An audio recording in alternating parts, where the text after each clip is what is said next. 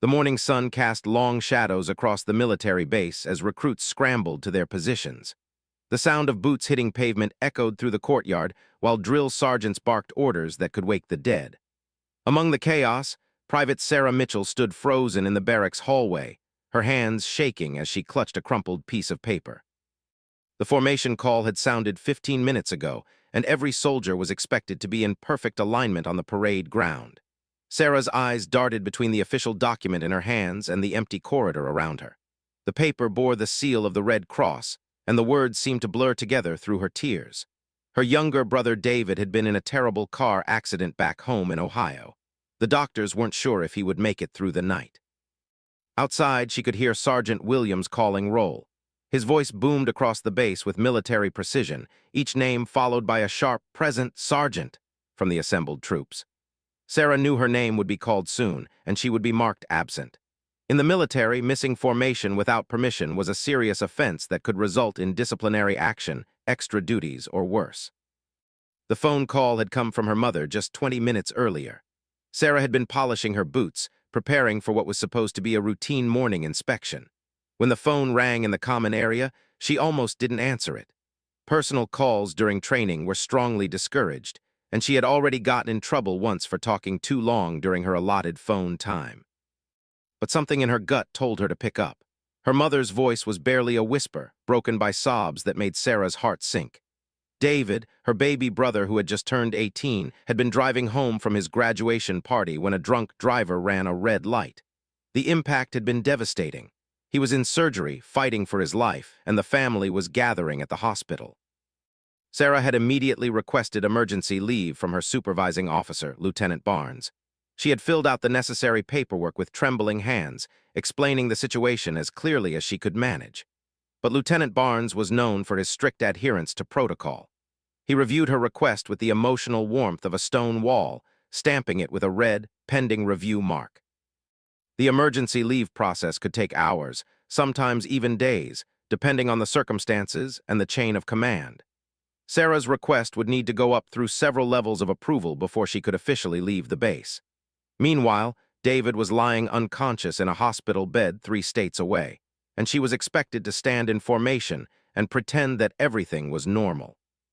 As Sergeant Williams continued calling names, Sarah made a decision that would change everything. She couldn't stand there and act like nothing was wrong while her brother might be dying. Family came first, regardless of the consequences. She quietly slipped out the back door of the barracks, avoiding the main courtyard where her unit was assembled. The other recruits noticed her absence immediately. Private Johnson, who bunked next to Sarah, glanced around nervously when her name was called and no response came. Whispers began to spread through the formation like wildfire. Where was Mitchell? Had she overslept? Was she sick? The speculation grew more intense with each passing moment. Sergeant Williams marked Sarah as AWOL, absent without official leave.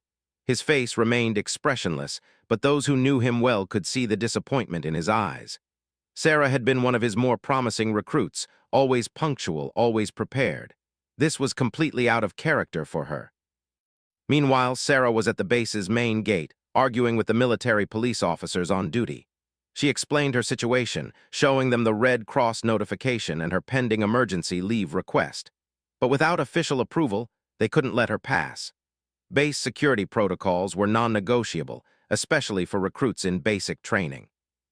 The hours that followed were agonizing. Sarah spent them packing the administrative building, checking her phone constantly for updates from home, and pleading with anyone who would listen. She called the hospital directly, speaking with nurses who could only tell her that David's condition remained critical. Each minute that passed felt like an eternity.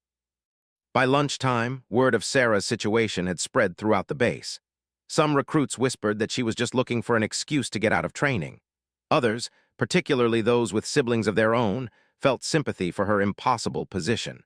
The divide created tension within the unit, with heated arguments breaking out in the mess hall about duty versus family loyalty. Lieutenant Barnes finally called Sarah into his office late that afternoon. She stood at attention, her eyes red from crying but her posture straight and military correct. She expected to be written up, possibly facing court-martial proceedings for her actions. Instead, she found herself facing a man who looked genuinely conflicted. Barnes had been in the military for 15 years. He had missed his own father's funeral due to deployment, and the weight of that sacrifice still haunted him. But he also understood that military discipline existed for crucial reasons. If every soldier abandoned their post whenever family problems arose, the entire system would collapse. The military required absolute commitment, even when that commitment demanded terrible personal sacrifices. After what felt like hours but was probably only minutes, Barnes informed Sarah that her emergency leave had been by the base commander. The reasoning was simple. Unless David's death was imminent within the next 24 hours, standard protocol required her to remain on base and complete her training obligations. She could request regular leave in 2 weeks when the current training cycle ended. Sarah felt her world collapse. The military she had joined to serve her country, to build a better life for herself and her family, now felt like a prison. She thought about David, probably scared and alone in that hospital bed, wondering why his big sister wasn't there when he needed her most. The guilt was overwhelming, mixing with anger and helplessness in a toxic combination that made her want to scream. That evening, Sarah made another decision that shocked everyone who knew her. Instead of accepting the denial and waiting for regular leave, she decided to go AWOL officially. She began planning her escape from the base, knowing full well that this action could result in a dishonorable discharge, criminal charges, or military prison time. But the thought of her brother dying alone outweighed every other consideration. Word of her plan somehow reached Sergeant Williams, who had developed a grudging respect for Sarah during her time in training. That night, he found her sitting alone behind the barracks, staring at the stars and trying to figure out how to get home without transportation or money. What he told her that night would stick with her for the rest of her life. Williams had lost his own sister in a car accident 10 years earlier. He had been deployed overseas at the time, unable to come home for the funeral. The regret had eaten at him ever since, creating a hollow space in his chest that never quite healed. He understood the impossible choice Sarah faced, even if he couldn't officially condone her actions. Instead of reporting her plans to the chain of command, Williams made a suggestion that surprised them both. He told her about a regulation she hadn't considered, a hardship discharge that could be granted in extreme family circumstances. It was a long shot, requiring extensive documentation and multiple levels of approval, but it was a legitimate path that wouldn't result in criminal charges. Sarah spent the next 2 days gathering every piece of documentation she could find. Hospital records, doctors' statements, family financial information, character references from her, anything that might support her case for a hardship discharge. She barely slept, barely ate, driven by a desperate hope that she might find a way to be with her family without destroying her military career. The other recruits watched her frantic efforts with a mixture of admiration and concern. Some volunteered to help, making phone calls or gathering information. Others maintained their distance, worried about being associated with someone who might be facing serious disciplinary action. The unit that had once felt like a unified team was now fractured by the ethical complexity of Sarah's situation. Lieutenant Barnes observed it all with growing unease. He had seen good soldiers destroyed by family crises before, and he recognized the signs of someone approaching a breaking point. Sarah's dedication to finding a solution was admirable, but her increasingly desperate behavior worried him. He began to wonder if he had made the right choice in denying her original leave request. On the 3rd day, Sarah's phone rang with news that changed everything. David had woken up. His injuries were severe, and he would need months of physical therapy, but he was going to survive. The relief was overwhelming, but it also created a new dilemma. Her emergency was no longer life-threatening, which eliminated any remaining possibility of immediate leave approval. As Sarah processed this news, she realized that her actions over the past few days had been observed by more people than she knew. The base commander himself had been quietly monitoring the situation, intrigued by reports of a recruit who was willing to risk everything for her family while simultaneously working within military regulations to find a legitimate solution. Colonel Hayes was a 30-year veteran who had worked her way up through the ranks in an era when women in the military faced significant additional challenges. She had built her career on making tough decisions, and she recognized something of herself in Sarah's determination and resourcefulness. The young recruit's situation presented an opportunity to address some concerns that had been brewing on the base for months. Training protocols had become increasingly rigid over the years, with little flexibility for the human elements that inevitably arose in military life. Several promising recruits had been lost to discharges or disciplinary actions that might have been avoided with more nuanced policies. Colonel Hayes had been looking for a case study to support proposed changes to emergency leave procedures. Sarah's situation was perfect. Here was a soldier who had demonstrated both family loyalty and military commitment, who had tried to work within the system even when it seemed impossible. Her actions over the past few days showed exactly the kind of creative problem-solving and dedication that the military needed more of, not less. The colonel decided to take an unprecedented step. Instead of simply processing Sarah's hardship discharge request through normal channels, she called for a full review of the case with input from multiple departments. Medical officers, chaplains, legal advisors, and senior non-commissioned officers were all asked to weigh in on how the situation should be handled. The review process took a full week, during which Sarah continued her training while living in a state of suspended anxiety. She had no idea that her case was being discussed at the highest levels of the base command structure. All she knew was that her paperwork had disappeared into the military bureaucracy, and she had received no updates on its status. During this time, her relationship with her fellow recruits underwent a dramatic transformation. The initial division between those who supported her and those who questioned her actions gradually gave way to a grudging respect for how she had handled an impossible situation. Even the harshest critics had to admit that she had shown remarkable strength and creativity under pressure. Sergeant Williams found himself in an unusual position as well.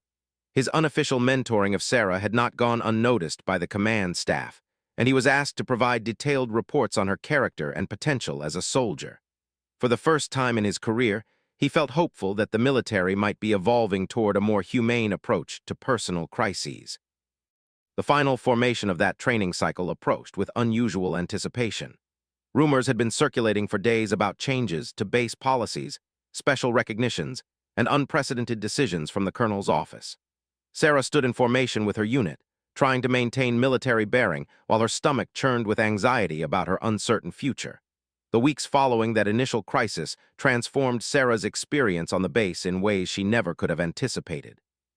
Her hardship discharge request had been quietly withdrawn after David's recovery became certain, but the attention her situation had generated continued to ripple through the command structure. What Sarah didn't know was that Colonel Hayes had begun using her case as a catalyst for broader policy discussions about family emergency protocols. Sarah threw herself back into training with renewed intensity, partly from relief that David was healing and partly from a desperate need to prove that she belonged in the military despite the controversy surrounding her absence. She excelled in every area: physical fitness, weapons training, tactical exercises, and classroom instruction. Her scores consistently ranked in the top 5% of her training class. The other recruits had initially been divided about Sarah's actions, but watching her dedication over the following weeks gradually shifted opinions in her favor. Private, who had been one of her harshest critics, found himself partnered with Sarah during a particularly challenging field exercise. When he twisted his ankle during a night navigation course, Sarah carried his pack in addition to her own for the final 3 miles, ensuring their team met the required time standard. Sergeant Williams observed these developments with professional interest. In his 15 years of training recruits, he had rarely seen someone respond to adversity with such determination. Sarah's near miss with military discipline seemed to have focused her priorities in a way that made her an even stronger soldier.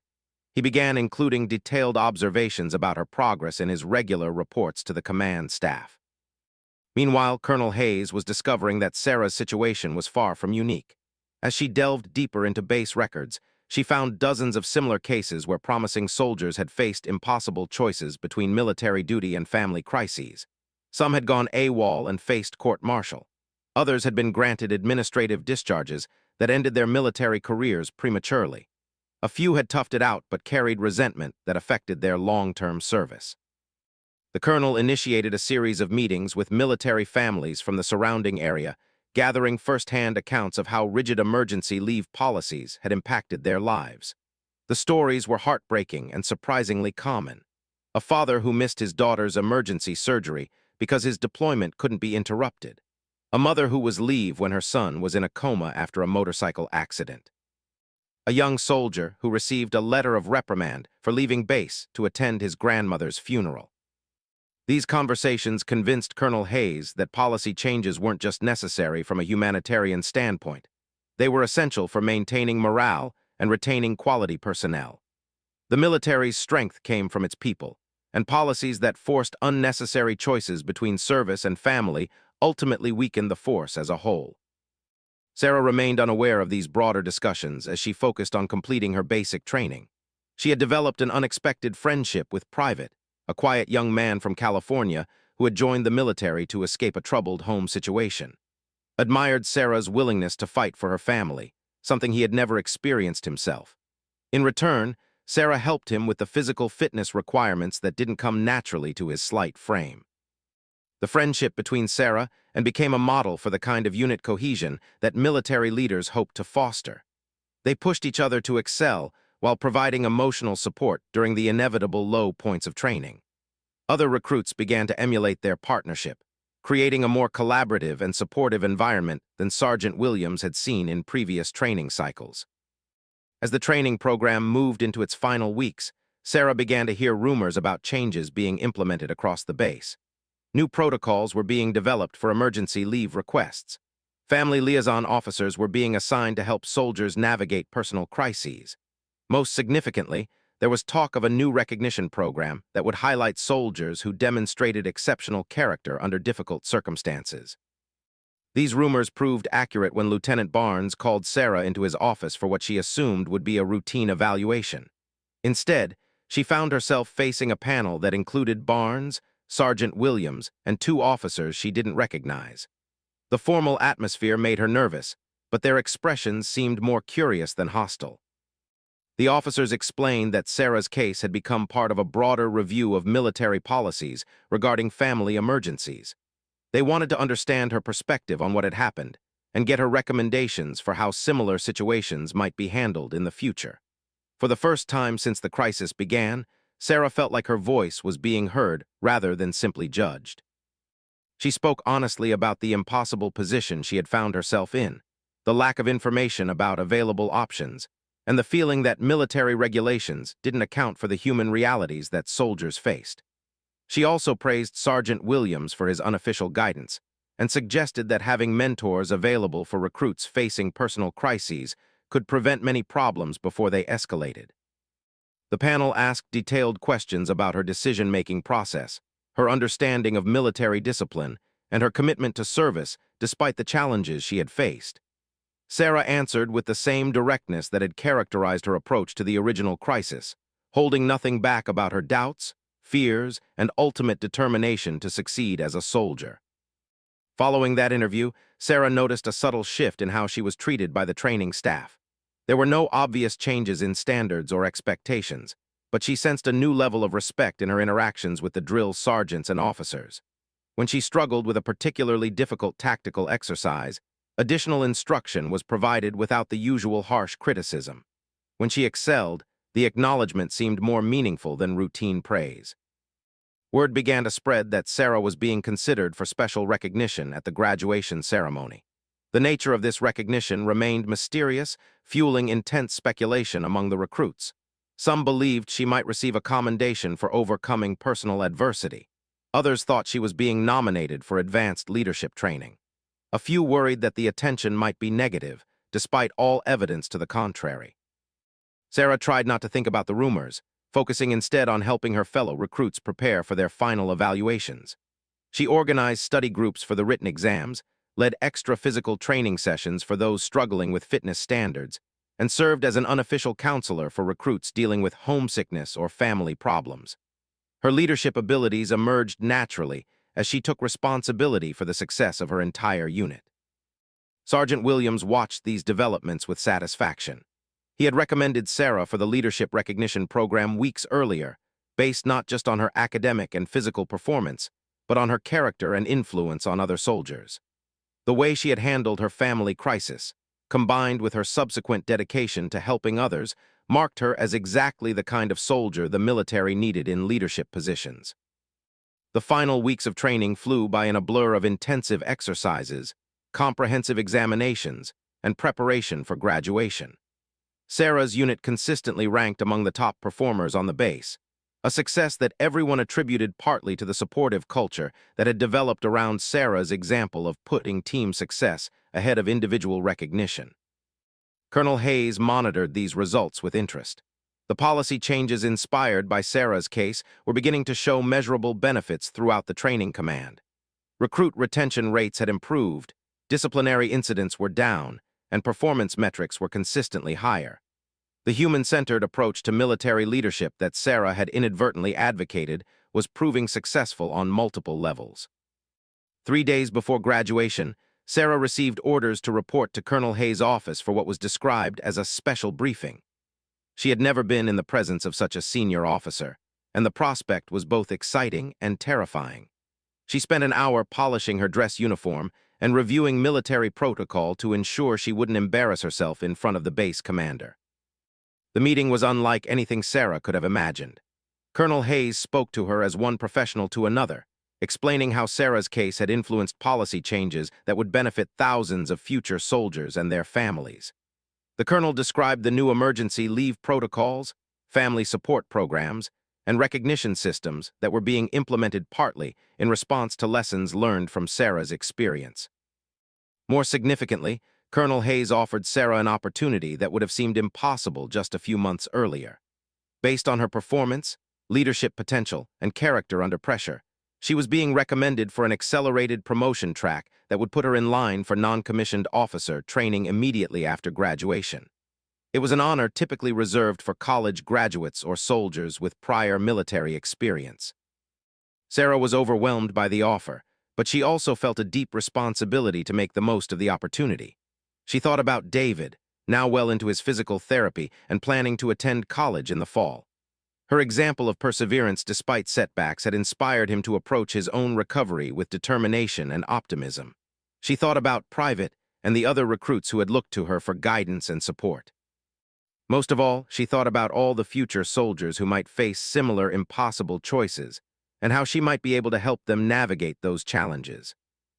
She accepted the promotion opportunity with gratitude and a clear understanding of the responsibility it entailed. Colonel Hayes smiled with satisfaction, recognizing in Sarah's response the same qualities that had made her stand out during the crisis with her brother. The young soldier understood that leadership was about serving others, not advancing oneself, and that understanding would serve her well throughout her military career. As Sarah left the colonel's office, she reflected on how dramatically her life had changed since that morning when she missed formation. What had seemed like a career-ending mistake had somehow evolved into an opportunity for service and leadership that exceeded her wildest dreams. She thought about the chain of events that had brought her to this point, and realized that sometimes the most difficult moments in life could become the foundation for the greatest achievements. The final formation before graduation was scheduled for the following morning. Sarah would stand with her fellow recruits as they prepared to take their places as soldiers in the United States military. But this time, she knew that her name would be called not just as part of the routine roll call, but as someone being recognized for exceptional service and potential for future leadership. That evening, Sarah called David to share the news about her promotion opportunity. His excitement and pride came through clearly over the phone, along with his gratitude for the example she had set during his recovery.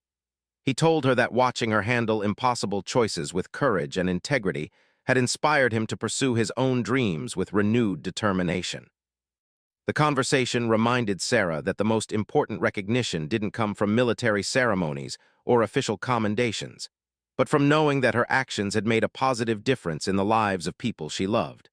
The morning of graduation dawned clear and crisp, with the kind of perfect weather that made military ceremonies feel especially momentous. Sarah woke before her alarm, her stomach fluttering with nervous energy as she prepared for what would be one of the most important days of her life. The past few months had transformed her from an uncertain recruit into a confident soldier, and today would mark the official beginning of her military career. The barracks buzzed with excitement as recruits prepared their dress uniforms for the final time as trainees. There was an underlying sadness mixed with the celebration.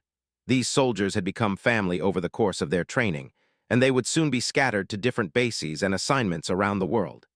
Sarah found herself helping other recruits with uniform preparations, a natural leadership role that had evolved organically over the final weeks of training. Private was struggling with his dress blues, his hands shaking slightly as he attempted to pin his ribbons in perfect alignment. Sarah noticed his nervousness and quietly moved to assist him, her steady hands quickly arranging his decorations according to military standards. Looked at her gratefully, remembering how lost he had felt during those first weeks of training before Sarah's example had shown him what military leadership could look like. As the recruits formed up for the march to the parade ground, Sergeant Williams conducted his final inspection with particular attention to detail. This ceremony would be attended by base leadership, family members, and representatives from the broader military community. Every soldier needed to represent the training program with pride and professionalism. Williams paused when he reached Sarah, giving her uniform an extra moment of scrutiny before nodding with satisfaction. The parade ground had been transformed for the occasion. Bleachers lined one side, already filling with proud family members who had traveled from across the country to witness this milestone. A raised platform held chairs for the reviewing officers, with Colonel Hayes' position prominently displayed in the center. Military flags snapped in the breeze, creating a backdrop that spoke to traditions stretching back generations. Sarah's parents and David had made the trip from Ohio, despite David's ongoing physical therapy requirements. He moved slowly with the aid of a walking cane, but his smile was brilliant as he spotted Sarah in the formation. The sight of her brother, alive and recovering, sent a wave of emotion through Sarah that she quickly controlled. Today was about celebrating achievement, not dwelling on past fears. The ceremony began with traditional military pageantry, the presentation of colors, the national anthem performed by the base choir, and remarks from distinguished guests about the importance of military service. Sarah tried to focus on the speakers, but her mind kept wandering to thoughts about her future assignments and the leadership responsibilities that lay ahead. Colonel Hayes stepped to the podium as the featured speaker, her presence commanding immediate attention from the assembled crowd. She spoke about the changing nature of military service, the importance of adapting to new challenges while maintaining core values, and the critical role that individual character played in overall mission success. Her words seemed particularly relevant to Sarah, who had learned firsthand how personal integrity could influence broader organizational outcomes. As the colonel's speech continued, she began addressing themes that resonated strongly with Sarah's recent experiences. She talked about the balance between military duty and family responsibility, the importance of supporting fellow soldiers during difficult times, and the way that individual courage could inspire positive change throughout an organization. Sarah began to suspect that these comments were not coincidental. The moment that would define Sarah's military career came when Colonel Hayes began announcing special recognitions and awards. She explained that this particular graduating class had demonstrated exceptional qualities that warranted recognition beyond the standard completion certificates. Several recruits would receive commendations for outstanding performance in specific areas of training. Private was called forward first, receiving recognition for exceptional marksmanship scores. His family cheered from the bleachers as he shook hands with the colonel and received his certificate. Two more recruits followed, honored for physical fitness achievements and academic excellence respectively. The crowd applauded each recognition with enthusiasm, proud of these young soldiers' accomplishments. Then Colonel Hayes paused, consulting her notes before looking directly into the formation. Her expression grew more serious as she began describing a different kind of recognition, one for a soldier who had demonstrated exceptional character and leadership potential under circumstances that tested the very core of military values. The crowd grew quiet, sensing that something significant was about to happen. Sarah felt her heart begin to race as the colonel's description seemed to match her own experiences. But she told herself not to assume anything. Other recruits might have faced similar challenges during their training. She maintained her military bearing, eyes focused straight ahead, as the colonel continued speaking about courage, integrity, and the difficult balance between duty and family loyalty. The colonel described how military policies were evolving to better support soldiers facing family crises, changes that had been inspired by the actions of someone in this very graduating class. She spoke about the importance of finding solutions within military regulations rather than abandoning military discipline, and about leaders who could inspire others through their example of perseverance and commitment. When Colonel Hayes finally called Sarah's name, The sound seemed to echo across the parade ground like thunder. "Private Sarah Mitchell, front and center." The words hung in the air as Sarah felt her legs begin moving automatically through the drill movements she had practiced hundreds of times. But this was different from any training exercise. This was real, and hundreds of people were watching her approach the colonel. As Sarah marched across the parade ground, she could hear her family cheering from the bleachers. David's voice was particularly clear, shouting encouragement despite the formal military setting. Other family members began applauding as well, though they weren't sure exactly what was happening.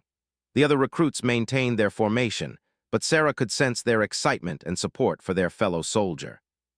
Standing before Colonel Hayes, Sarah executed a perfect salute while her mind raced to process what was happening. The colonel returned the salute formally before stepping closer to speak in a voice that carried clearly across the assembled crowd.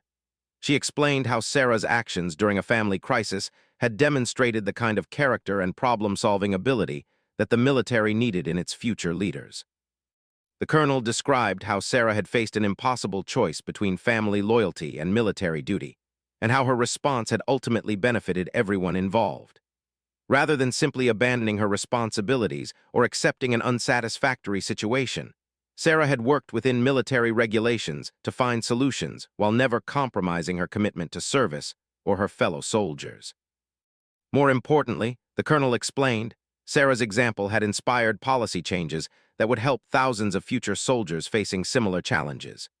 New emergency leave protocols, family liaison programs, and support systems were being implemented across the military based partly on lessons learned from Sarah's experience. Her individual courage had created positive change that would extend far beyond her own military career. The recognition Sarah received was unprecedented, a commendation for exceptional character under adverse circumstances, combined with immediate promotion to private first class and selection for the Accelerated Leadership Development Program. It was an honor that typically required months or years of additional service to achieve, but Colonel Hayes explained that Sarah's demonstrated qualities made her an ideal candidate for rapid advancement. As the colonel pinned the new rank insignia on Sarah's uniform, she spoke quietly about the responsibilities that came with leadership recognition. Sarah would be expected to mentor other soldiers facing difficult situations, to contribute to policy development based on her experiences, and to serve as an example of how military service could accommodate human needs without compromising operational effectiveness. The crowd erupted in applause as Sarah saluted and began the march back to her position in formation. But before she could return to her place, Colonel Hayes called for her family to join them on the platform. David's slow progress across the parade ground drew emotional responses from throughout the crowd as people realized the connection between his presence and Sarah's recognition. Meeting David publicly for the first time since her crisis, Sarah felt overwhelmed by the journey that had brought them to this moment. His recovery was still ongoing, but his determination to be present for her graduation demonstrated the same family loyalty that had motivated her actions months earlier. Their brief embrace on the platform symbolized how family strength and military service could support each other rather than creating impossible conflicts. Colonel Hayes spoke briefly about David's role in inspiring the policy changes that Sarah's situation had generated. His recovery had shown that family crises, while serious, could often be managed with appropriate support systems and flexible policies. The military was learning to be more responsive to human needs without sacrificing the discipline and commitment that effective service required. The remainder of the ceremony proceeded with traditional elements, the recitation of military oaths, the presentation of completion certificates, and the final dismissal of the new soldiers to begin their military careers. But the atmosphere had been transformed by Sarah's recognition, with a sense that this particular graduating class had been part of something larger than routine training completion. After the formal ceremony ended, Sarah found herself surrounded by fellow recruits offering congratulations and expressing gratitude for her example during their training. Many admitted that watching her handle adversity with courage and integrity had helped them through their own difficult moments. Private spoke for many when he said that Sarah had shown them what military leadership could look like, caring for others while maintaining the highest standards of professional excellence. Sergeant Williams approached Sarah during the reception that followed the ceremony, his usually stern expression softened by obvious pride in his former trainee. He told her that in 15 years of training recruits, He had rarely seen someone grow as much as she had during the past few months. Her transformation from a frightened young woman facing an impossible choice into a confident leader ready for advanced responsibilities had been remarkable to witness. The sergeant also shared something that surprised Sarah. Her case had not been unique, but her response to it had been exceptional. Many soldiers faced family crises during their service, but few handled them with the combination of integrity, creativity, and commitment that Sarah had demonstrated. Her example was already being used in leadership training programs to show new soldiers how to balance competing responsibilities while maintaining their military values. As the day wound down and families began departing, Sarah spent precious time with David and her parents. They were enormously proud of her achievements, but more importantly, they understood how her military service was shaping her into the kind of leader their family and community needed. David spoke movingly about how her example during his recovery had inspired him to approach his own challenges with determination and optimism. The conversation with her family helped Sarah understand the full significance of what had happened. Her individual choice to fight for both family loyalty and military service had created ripple effects that extended far beyond her own experience. Policy changes inspired by her case would help countless other soldiers in the future. Her example of perseverance under pressure was already influencing her fellow recruits as they began their own military careers. Most importantly, Sarah realized that the recognition she had received was not an end point, but a beginning. The accelerated leadership program would provide opportunities to serve other soldiers facing difficult situations, to contribute to ongoing policy development, and to help build a military culture that supported human needs while maintaining operational excellence. The responsibilities were daunting, but Sarah felt ready to embrace them. As she prepared to leave the base for a brief leave period before beginning her next assignment, Sarah reflected on the incredible journey that had brought her to this point. What began as a terrifying crisis had evolved into an opportunity for service and leadership that exceeded her wildest dreams. She had learned that sometimes the most challenging moments in life could become the foundation for the greatest achievements, if approached with courage, integrity, and determination. Standing in her dress uniform with her new rank insignia gleaming in the afternoon sun, Sarah felt ready for whatever challenges lay ahead. She had proven to herself and others that it was possible to serve with honor while maintaining the human connections that gave that service meaning. The military career stretching before her would undoubtedly bring new tests of her character and leadership abilities, but she faced them with confidence born from knowing she had already overcome what seemed impossible. The laughter that had once greeted her absence from formation had been replaced by respect for her character and excitement about her potential for future service. Colonel Hayes' recognition had transformed Sarah from a recruit who had made a mistake into a soldier whose example would inspire others for years to come. As she walked toward her family's car for the trip home, Sarah knew that her real military service was just beginning, and she was ready to make the most of every opportunity to serve others as she had been served during her own moment of greatest need.